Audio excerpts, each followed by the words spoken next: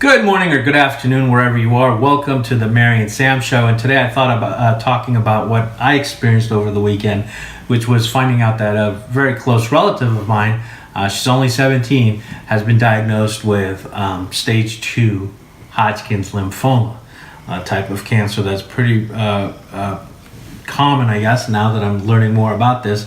However, the reason I wanted to talk about this today was to just share with you guys that in life it doesn't always go your way. You know, there's always these curveballs that the good Lord throws your way and tests you and sees how you're going to react. And for me, what I wanted to share with people is some of the feelings I went through.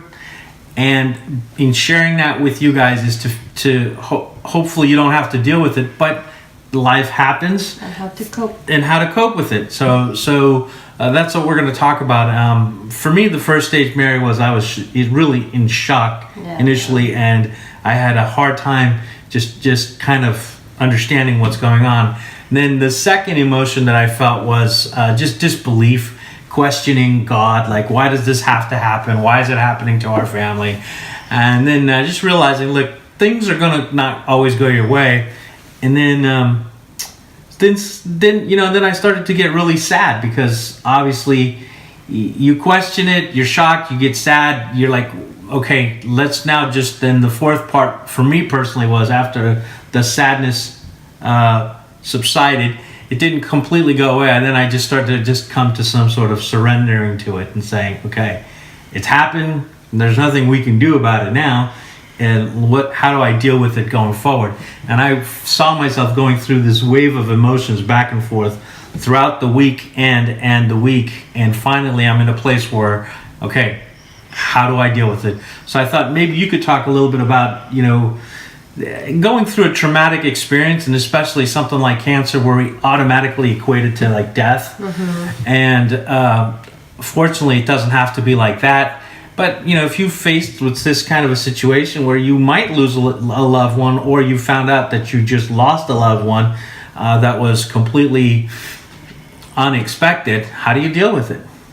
I think the biggest and deepest, darkest fear we have as humans is fear of death. Yeah. And, just the detachment from someone you love. The emotion is the emotion of love, that you're not going to be able to be with that person. Just the worst thing that anybody could think about that, or someone going through cancer, is how am I going to deal with this? And how am I going to cope with life? And how am I going to move on? Because you've lost hope, right? Mm-hmm. Because there's no hope. And all those feelings that you said. And, and I've experienced that to some degree. I was always afraid my dad, when he's going to die. And that was my biggest fear.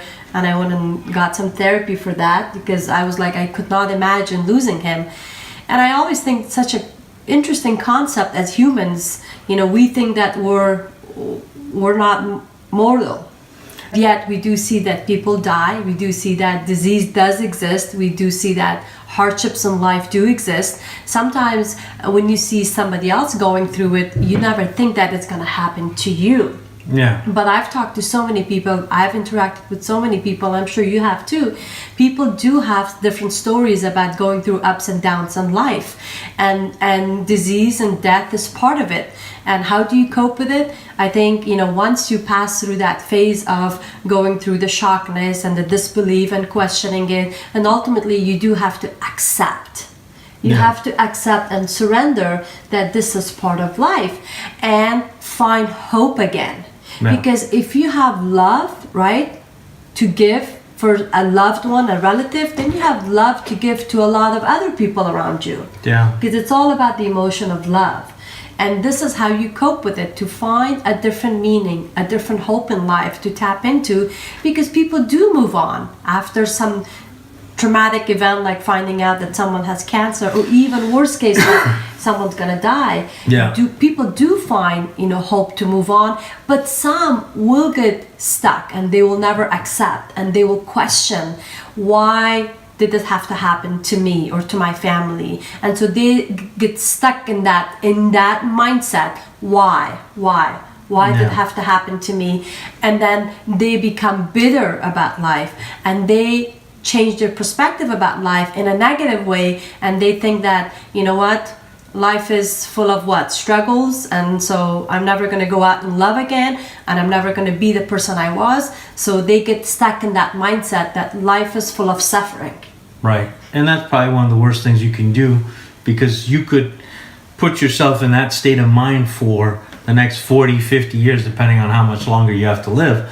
And obviously, if this happened to you at a younger stage in your life, then you're going to feel miserable the rest of your life. Right. I mean, I can acutely attest to this, that, you know, I lost my dad when I was 5, and I still believe that my mom isn't truly over that, because she still feels the pain and she cries, and, you know, I think it's just a tough thing for some people to just accept and You're move right. on from it. Right. Because, you know, it's tough. Right, because it's and some of these things are so unexpected, and when it does happen, some people get stuck. It's like, or some people really talk about this. Oh, maybe God's punishing me, or God's punishing so and so, and I don't think it has anything to do with that. Because you see a 4-year-old, you know, Yeah. going through disease or dying, or a 5-year-old or a teenager. Right. How is God punishing them at that age? I know. Because I don't think it doesn't work that way. But I think humans, we try to find a meaning, at least so we could have some power to So we say, can cope with it. right, so it's because of this is what's happening. Right. You know? We always need a reason.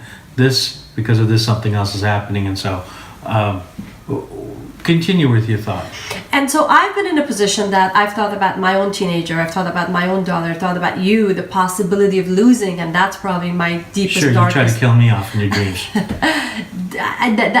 Those are my deepest fears, and I've coped with it in my mind that, okay, I don't own any individuals, I don't own my family, Right. God does. Yeah. So because I don't own them, God does. He has the power to do whatever he wants to do with them. So therefore I have to accept God's way, and sometimes God's way may seem the worst thing, but maybe it's not. Maybe there's life after death. Maybe there's more that exists that must be so greater that we don't know. Yeah. Because death may not be such a horrible thing, you know? Maybe it's a great thing.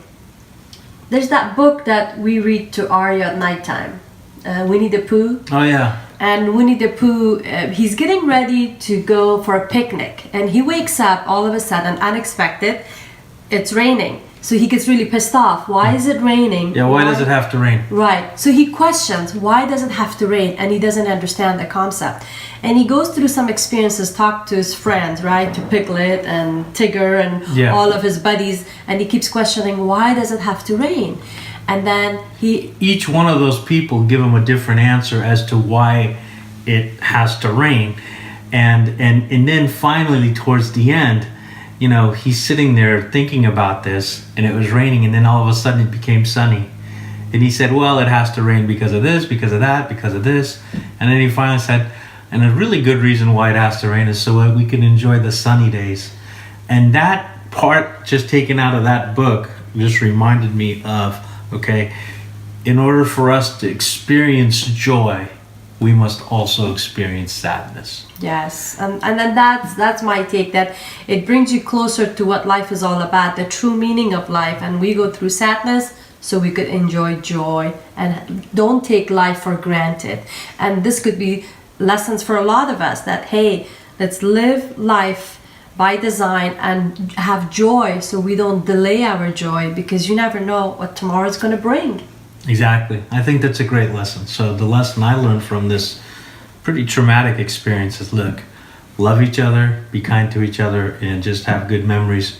Don't take anything for granted. Yes, and wish the best health for everybody and people out there that are suffering from cancer and going through this process. So our heart goes out for those people, and we pray for everyone to be well and be with their families. Yeah. If you think this message could help some other families, please like and share this on your wall, because the more you share, the more people are going to hear this message. Yes. And it could be just some other family like ours that's going through this. And this may be just the kind of message you need to hear at this point in your life. So thank you for watching, and until next time. Bye-bye.